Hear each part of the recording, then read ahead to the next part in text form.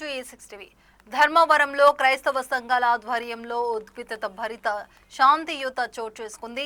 Pastor Praveen పగడాల మృతిపై స్పందిస్తూ రాష్ట్రంలో క్రైస్తవులపై జరుగుతున్న దాడులను నిరసిస్తూ కొవ్వొలతో ర్యాలీ చేపట్టారు.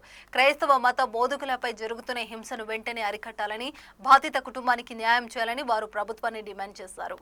ఆంధ్రప్రదేశ్లో మత సహనం మారుమూలలో క్రమంగా చీకటి గూటిలో కలిసిపోతుందా అనిపించేలా శాంతియుతంగా జీవించాలనే ఆశయంతో ఉన్న క్రైస్తవ సోదరులు ఇప్పుడు ఆందోళనకు దిగారు.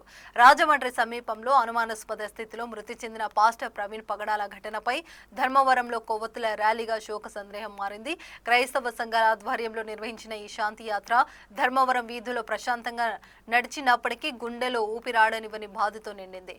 ప్రార్థనలతో, బోధనలతో, కీర్తనలతో దాడులకు వ్యతిరేకంగా శాంతి సందేహాన్ని ప్రజల ముందుకు తీసుకెళ్లే ప్రయత్నం చేశారు.